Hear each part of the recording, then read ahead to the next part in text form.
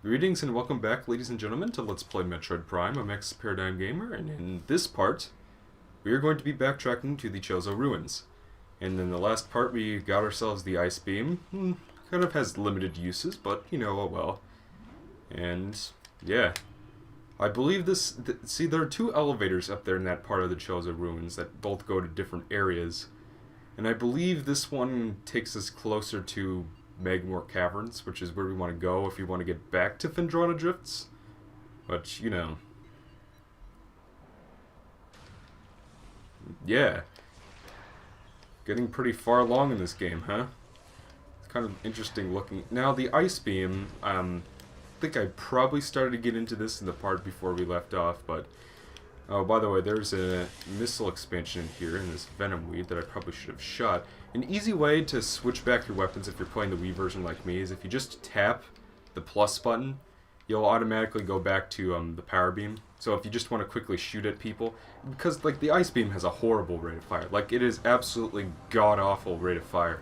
Like it's so slow. The only way that you can conceivably hit anything with it is if you like charge first. And these guys right here, using the Ice Beam on them is just a dream come true. It is so effective on them. Like, you don't have to waste a super missile on them anymore. Down here, we can kill this guy. Yeah, look at him.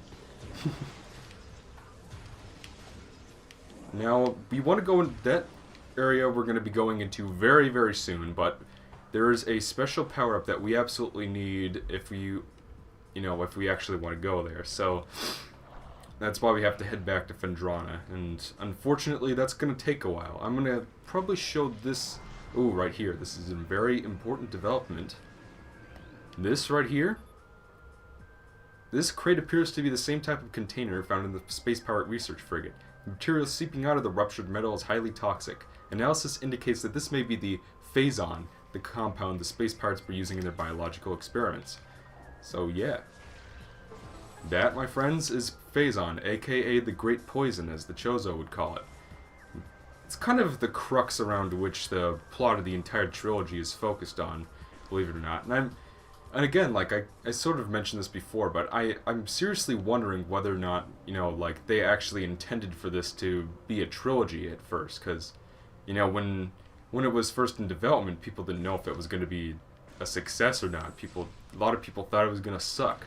And, like, I've read plenty of reviews from, like, Metroid fan sites, that were written around the time this game came out, and they were just so happy that, the game was made the way it was, that it didn't make any compromises to the Metroid formula. And all things considered, the temptation to do that, or, there are so many ways that this could have gone wrong. This Retro Studios at the time, it wasn't a big shot developer, in the gaming world at the time. It was just a little team in San Antonio, Texas.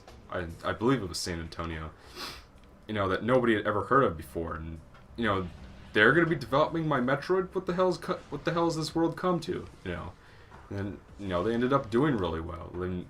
And this was in the midst of, like, the company was not doing very well when they were, when they were developing this game. Like, they had like 3 rejected projects to Nintendo, I believe. They were all GameCube games before Miyamoto handed over the Metroid Prime project to them, and all things considered, it is just a miracle that things were pulled together the way they are. I mean, like, a lot of it almost makes me feel bad that I'm nitpicking all the backtracking in this game, considering just how strenuous developing this title must have been at the time. Which way do I want to go? This way. And actually, if I go back there, that'll be faster, because that'll end me up. Okay, we're gonna head this way. Sorry, it's been this is like a different session I'm recording in, so it's been a while since I've actually sat down and played Metroid Prime, because, I'm a college student, and I don't exactly have time to record all the time, like, especially considering I'm doing like a 5-day a week upload schedule on top of doing all the stuff for Game Mavericks.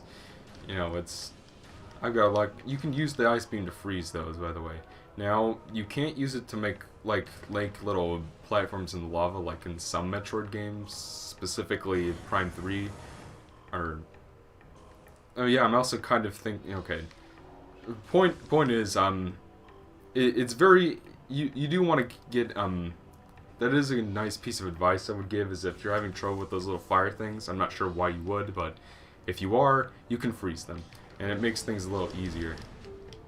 Well, at this point, I think we're just seeing a bunch of stuff you've already seen before. So I think what I'm gonna do is I'm gonna cut when we get back to Phendrana Drifts, which isn't too long from now.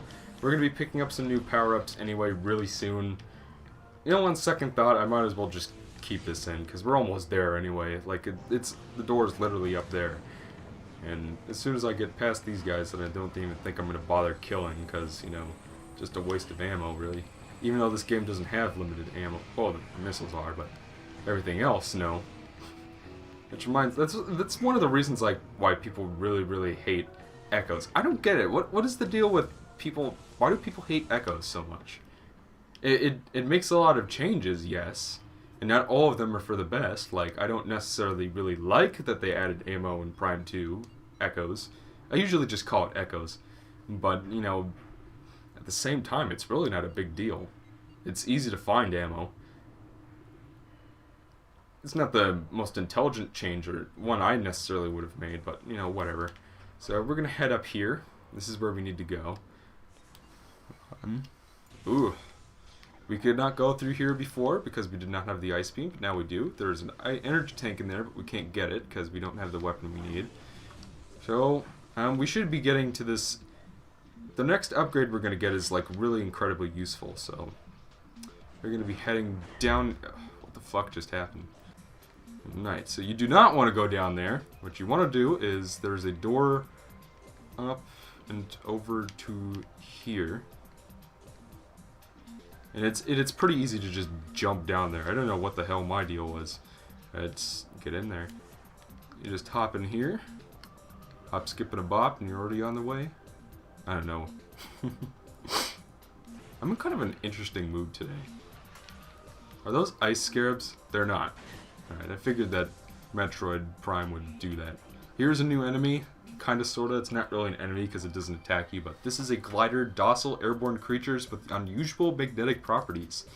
Gliders live a relatively peaceful existence. They have a magnetic signature attuned to a common grapple beam technology. The sport of glider riding involves using a grapple to attach to a glider, then staying on it as long as possible.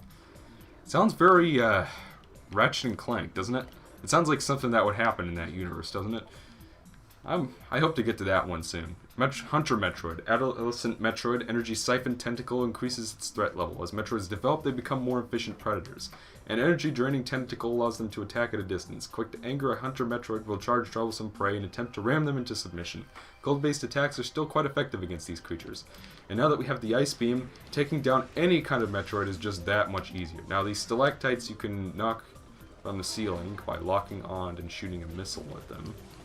We're going to want to do that, because otherwise moving around in these particular rooms is going to get a little...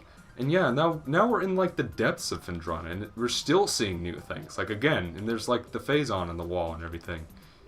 It's just something that Other M really just didn't do. Everything in that game just got old, like, really fast. Like, they didn't do anything new. Like, if you're going to use the old archetypes, the lava world, the ice world, the grassy plains thing that's been done to death a million times since fucking Super Mario Bros. 3. Yeah, put a new spin on it, for Christ's sake. Down here is... kind of annoying enemy, a Gelzap, aquatic predator made of electrically bound skeletal halves. Gelzap's brain is located in the upper half of its body, while the heart and digestive tract occupy the lower half. Linked only by electrical impulses, the two halves somehow function effectively enough to launch the Gelzap to the top of a Tallon Overworld's aquatic food chain. Oh boy.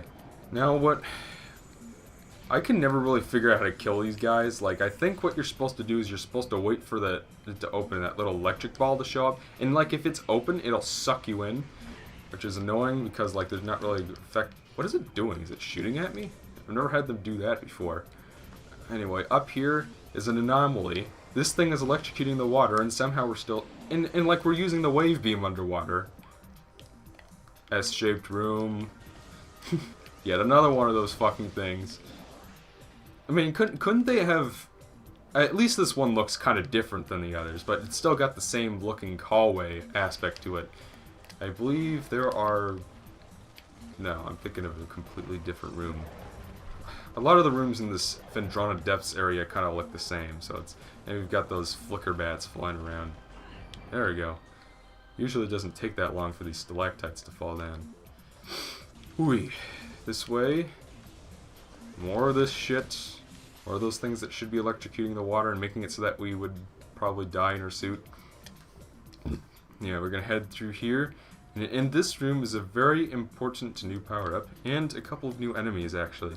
Right here we have the Aqua Reaper, powerful aquatic tentacle, part of a submerged organism. Similar in nature to the surface-based Reaper Vine, the Aqua Reaper has adapted to a liquid environment. It shares the poor vision of its rock-dwelling cousin, relying on a crude sonar sense to seek prey. Unhindered by water, the Aqua Reaper has considerable speed and strength. And there's a gel zap in between them, so that it wants to like suck you in so that the tentacles can get you. Yeah, die. So like I think what you're supposed to do is you're like supposed to shoot the thing in the center to stun it, and then you just hit it with any weapon and that kills it. Well, I usually do not have this much trouble jumping around here. But yeah, over there is what we've come here to get, and it's a very good upgrade, and it's actually going to allow us to go back to some older areas and grab some important new pickups. This right here is the gravity suit.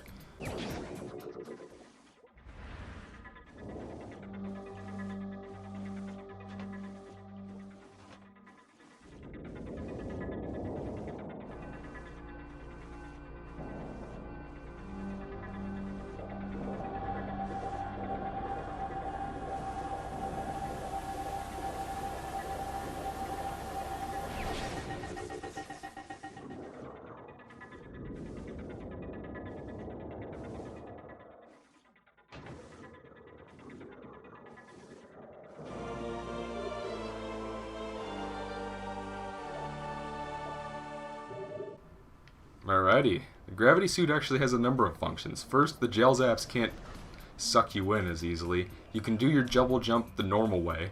I said double dump, didn't I? Oh boy. It's a good thing Ethan's not here, or he'd make fun of me for saying it that way. There is a power-up up there somewhere, but we cannot get it yet because we need a couple of things. Well, point is, we're going to be coming back to this area later. I better take care of that drone. Motherfucker. Like, this is like the only instance where you fight one and there's only one in the room. Like, usually there are two of them. Like, they usually come in pairs.